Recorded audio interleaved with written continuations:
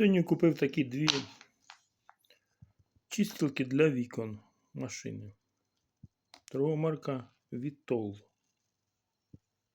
Easy to clean.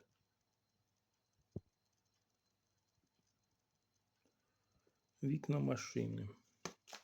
Така шваберка. Так.